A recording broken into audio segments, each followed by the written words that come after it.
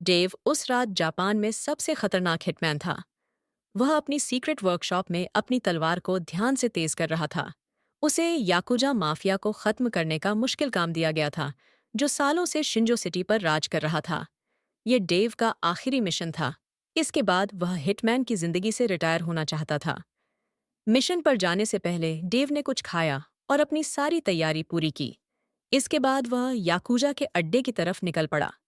उधर याकुजा अड्डे के अंदर जे नाम का एक नौकर पुराने याकुजा बॉस ग्रेग को बताता है कि एक नया माफिया ग्रुप उनके पोर्ट के बिजनेस पर कब्जा कर रहा है और उनके राज को चुनौती देना चाहता है। ग्रेग बस मुस्कुराता है। उसे भरोसा है कि कोई उसका कुछ नहीं बिगाड़ सकता। लेकिन गुस्से में आकर वह जे को सजा देता है और उसका मुंह फाड़ देता है। तभी डेव का दोस्त जेम्स उसकी मदद के लिए आता है। हालांकि जेम्स थोड़ी देर से पहुंचता है क्योंकि डेव पहले ही ज्यादातर याकुजा को खत्म कर चुका होता है। मिशन के बाद जेम्स डेव से पूछता है कि अब वह रिटायरमेंट के बाद क्या करेगा। डेव कुछ नहीं कहता और चुपचाप चला जाता है। जब डेव अपने घर लौटता है तो उसकी प्यारी पत्नी एम्मा और बेटी मिया उसका स्वागत करती हैं। यही उसका छोटा सा परिवार था, जिसकी वजह से वह हिटमैन की जिंदगी छोड़ना चाहता था। लेकिन तभी अचानक डेव को मिया की चीख सुनाई देती है। वह धीरे धीरे लिविंग रूम में जाता है और देखता है कि उसकी पत्नी और बेटी को 5 नकाबपोश लोगों ने बंधक बना रखा है। ये लोग उसी नए माफिया ग्रुप से थे, जिन्होंने डेव और जेम्स को ग्रेग के गिरोह को खत्म करने के लिए भेजा था। वे नहीं चाहते थे कि डेव रिटायर हो, क्योंकि उसकी हत्या करने की कला और डरावनी पहचान उनके लिए जरूरी थी।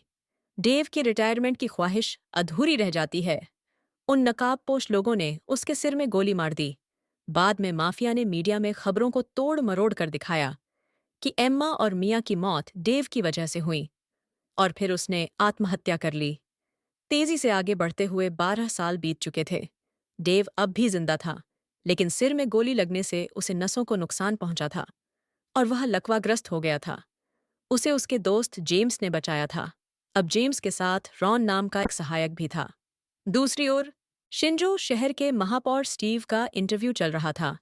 पत्रकार और रिपोर्टर उनसे पूछ रहे थे कि कैसे सिर्फ 12 सालों में शहर इतनी तरक्की कर पाया। शिंजो अब जापान के बड़े शहरों से भी आगे निकल चुका था।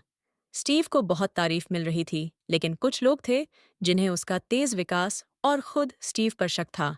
ऐसा ही एक पत्रकार था ब्रूस, जो महापौर के खिलाफ आवाज उठाता था और इस वजह से उसे धमकियां मिलती थीं।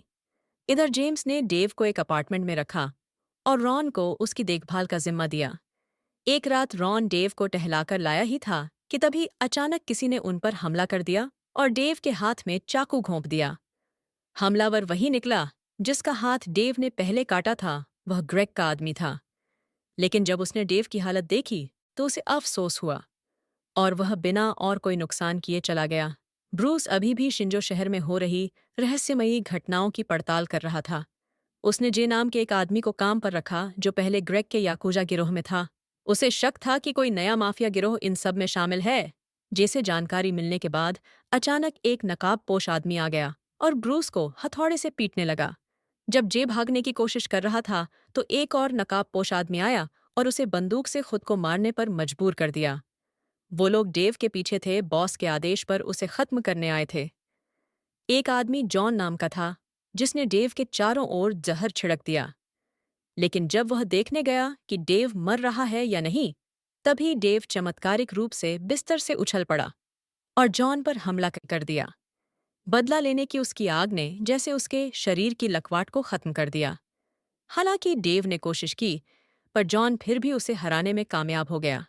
तभी 2 पुलिस वाले वहां आए। जॉन, जो रंगे हाथ पकड़ा गया था, बोला कि वह तो डेव की मदद कर रहा था, जो बिस्तर से गिर गया था। लेकिन एक पुलिस वाले को उस पर शक हुआ। जॉन ने उसी पुलिस वाले को मार डाला। बाद में पता चला कि दूसरा पुलिस वाला असल में एक बड़े माफिया गैंग के साथ मिला हुआ था। जॉन को कभी उम्मीद नहीं थी कि डेव लड़ने के लिए तैयार होगा, लेकिन डेव ने हार नहीं मानी और सबको हैरान कर दिया। उसने एक पुलिस वाले को छत से फेंक दिया और जॉन का गला चादर से दबाकर मार दिया। जिस फैक्ट्री में ये सब हुआ, वो शॉन नाम के माफिया की थी। बाहर से ये फैक्ट्री कचरा निपटाने की जगह लगती थी, लेकिन असल में वहां ड्रग्स बनाए जा रहे थे। शॉन सब कुछ देख रहा था और उसने केन नाम के एक और माफिया को फोन किया। कीन बंदरगाह पर मानव तस्करी करता था। शॉन ने उसे बताया कि डेव अब फिर से चलने लगा है और अपने परिवार के लिए बदला लेना चाहता है। फोन के बाद केन ने जेम्स सास से कहा कि डेव को मार दो, लेकिन जेम्स, जो डेव का दोस्त था, पहले ही मास्क पहने माफियाओं से बदला लेने की योजना बना चुका था। जेम्स से एनरॉन ने डेव को एक बॉडी बैग में छिपाकर उसी फैक्ट्री में ले गए। उनकी योजना थी कि शॉन को लगे कि डेव मर चुका है। शॉन के आदमियों ने जेम्स की जांच की, लेकिन अचानक जेम्स उठा और एक गार्ड को गोली मार दी। उधर डेव शॉन के दर्जनों आदमियों से लड़ रहा था। वो समझदारी और अपनी तलवार के भरोसे पर सब पर भारी पड़ा और एक एक करके शॉन के आदमियों को खत्म कर दिया। जब डेव शॉन को ढूंढने गया तो शॉन फैक्ट्री के बाहर खड़ा मिला। उसके चेहरे पर डरावनी मुस्कान थी और हाथ में रिमोट। उसने फैक्ट्री में जोरदार धमाका कर दिया ताकि डेव को हमेशा के लिए खत्म कर सके। विस्फोट इतना जबरदस्त था कि बड़े माफिया बॉस का ध्यान भी उस ओर चला गया। शॉन को लगा कि डेव मारा गया, लेकिन डेव मलबे से घायल लेकिन जिंदा बाहर निकला। शॉन डर गया और बंदूक निकाल ली, लेकिन तभी जेम्स अपनी कार से आया और शॉन को टक्कर मार दी। शॉन बुरी तरह घायल हो गया। अचानक उसका फोन बजा। फोन करने वाला कोई और नहीं, बल्कि असली माफिया बॉस था, जो और कोई नहीं, शहर का मेयर स्टीव था। स्टीव ने डेव से कहा कि उसे जिंदा छोड़ने का उसे अफसोस है, लेकिन वह उससे नहीं डरता। उसने एक चौंकाने वाली बात भी बताई, डेव की बेटी मिया अभी भी जिंदा है और उसकी हिरासत में है। स्टीव ने धमकी दी कि अगर डेव ने दोबारा लड़ने की कोशिश की तो वह उसकी बेटी को मार देगा। ये खबर सुनकर डेव हैरान रह गया, लेकिन इसी के साथ उसके अंदर बदला लेने की आग फिर से जल उठी। उसने तय कर लिया कि अब शॉन को धीरे धीरे और दर्दनाक मौत देगा। इसी दौरान पता चला कि मिया अब एक हाई स्कूल में पढ़ती थी। पिछले 12 सालों से वह केंट के साथ रह रही थी, जिसने उसे यकीन दिलाया था कि वही उसका असली पिता है। केंट को स्टीव का फोन आया, जिसमें स्टीव ने बताया कि अब मिया उनके नियंत्रण में है। टोनी ने कहा कि किसी की भी हिम्मत नहीं थी माफिया के खिलाफ जाने की, क्योंकि माफिया ने बड़ी कंपनियों और यहाँ तक कि पुलिस पर भी कब्जा कर रखा था। जब डेव को पता चला कि केंट एक सिक्योरिटी कंपनी के ऑफिस में है, तो वह तुरंत वहां पहुंचा। जैसे ही डेव वहां पहुंचा, उसने केंट के कुछ आदमियों को मार डाला। फिर वह मिया के कमरे में गया, लेकिन मिया ने उसकी आहट सुन ली और छुप गई, क्योंकि उसे नहीं पता था कि आने वाला आदमी उसका असली पिता है। डेव ने मिया और केंट की कुछ तस्वीरें देखीं। तभी अचानक केंट आ गया और मिया के सामने ऐसे दिखाने लगा जैसे वह डेव को जानता ही नहीं। उसने डेव पर गोली चलाई, जिससे दोनों के बीच लड़ाई शुरू हो गई। इसी बीच मिया ने अपने तीर से डेव को घायल कर दिया। यहीं डेव ने पहली बार इतने सालों बाद अपनी बेटी को देखा, लेकिन वो हैरान रह गया और गुस्सा भी आया जब मिया ने केंट को पापा कहा और फिर जानबूझकर डेव को खिड़की से बाहर फेंक दिया। डेव किसी तरह नीचे गिरने से पहले अपनी छुपी हुई वर्कशॉप में पहुंचा। उसने वहां से अपना पुराना हथियार उठाया और अपनी पुरानी कार में बैठकर तेजी से निकल गया। जब डेव स्टीव के ठिकाने पर पहुंचा तो उसने वहां मौजूद गुंडों के एक पूरे झुंड को खत्म कर डाला। इसके बाद डेव फिर केंट के पास गया और दोनों में जबरदस्त लड़ाई शुरू हो गई। लड़ाई के दौरान डेव को याद आया कि केंट ही वो इंसान था जिसने उसकी पत्नी को गोली मारी थी। यही सोचकर डेव और ज्यादा गुस्से से लड़ा और आखिरकार उसने केंट को हरा दिया। इसके बाद डेव ऊपर स्टीव से मिलने गया, लेकिन उससे पहले ही एक लाल मुखौटा पहने माफिया आदमी ने उस पर हमला कर दिया और डेव बेहोश हो गया।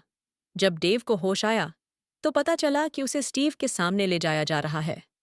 स्टीव ने डेव को एक रहस्यमय शैतान के बारे में बताया, जो हर 55 साल में शिंजो शहर में आता है। हालांकि लोग उसे एक कहानी मानते थे, लेकिन स्टीव को पूरा यकीन था कि वो शैतान असली है और उसका काम था उसे खत्म करना, क्योंकि अब एक नया शैतान आ चुका था। स्टीव को शक था कि वो डेव ही है, लेकिन जब डेव इतनी आसानी से पकड़ में आ गया तो स्टीव को उस पर ज्यादा शक नहीं रहा। फिर डेव ने क्लार्क को मरा हुआ देखा और गुस्से में आकर स्टीव पर हमला कर दिया। तब स्टीव को अपना और डेव का बचपन याद आ गया। वे दोनों असल में जुड़वां भाई थे और एक ही मार्शल आर्ट स्कूल में पढ़ते थे। उन्होंने एक दूसरे का साथ हमेशा निभाने की कसम खाई थी। एक रात उन्होंने गलती से अपने ही गुरु को मार डाला और तब से दोनों की राहें अलग हो गईं। अब डेव और स्टीव की भीषण लड़ाई हुई, लेकिन डेव पहले से ही जख्मी था, इसलिए स्टीव ने उसे हरा दिया और उसकी एक भुजा भी काट दी। लेकिन डेव ने हार नहीं मानी।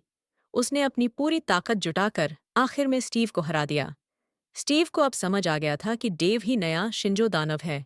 स्टीव की हार के बाद डेव जीत गया। इसके बाद मिया वापस डेव के पास आई और उसे पहचान लिया कि वही उसका असली पिता है। तभी अचानक केंट, जो अभी तक जिंदा था, मिया पर हमला करने आया। लेकिन इससे पहले कि वह मिया को छू पाता, डेव ने उसे हमेशा के लिए खत्म कर दिया। अब सबको पता चला कि डेव अभी भी जिंदा है। 1 साल बाद क्लार्क, जो बच गया था, स्टीव की जगह शहर का नया मेयर बन गया। फिर एक दिन एक खास नृत्य के दौरान मिया ने उसे मार दिया। अब मिया जापान की सबसे खतरनाक हिटमैन बन चुकी थी।